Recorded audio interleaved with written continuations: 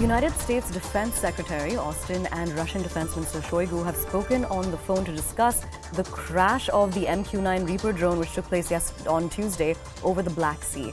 Now, this is reportedly only the second time that they have spoken since the invasion of Ukraine. I just got off the phone with my Russian counterpart, Minister Shoigu. As I've said repeatedly, it's important that great powers be models of transparency and communication. And the United States will continue to fly and to operate wherever international law allows. And it is incumbent upon Russia to operate its military aircraft in a safe and professional manner. Now, we are crossing over to CNN News 18's Foreign Affairs correspondent Abhishek Jha to get us more details on this. Abhishek, can you tell us more about the phone call that took place?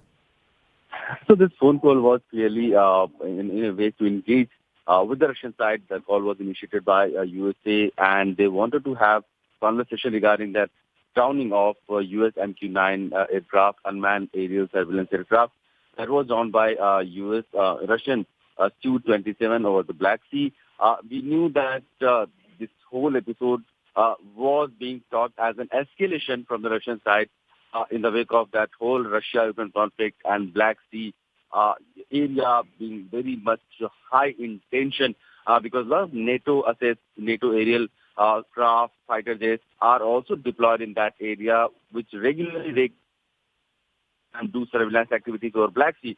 And a lot of these intelligence inputs may have caused big harm to Russian side, which Russia has claimed that NATO and US allies intelligence input have enabled Ukraine to go ahead and destroy many of their naval assets present in Black Sea. So that was the context in which this whole episode of Russian aircraft downing US surveillance aircraft was being seen.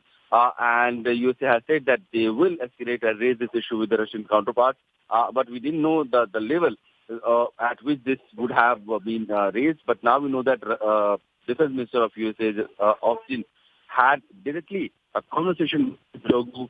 And of course, they talked about this whole issue of USA side, the claim that the international water was there and Russians should be more professional and respect international law because the US has claimed that they were flying their aircraft in the international water and Russia did not have sovereignty violation in that area, and Russian fighter planes were unprofessional and reckless in their behavior when they approached US aircraft over the Black Sea and ultimately caused the downing of that. Absolutely. Abhishek, one more follow-up question for you on this. Now, we also saw a statement from Russian authorities where they said that they were going to be trying to retrieve the parts of the Reaper drone that essentially was brought down in international waters, a member of the Black Sea.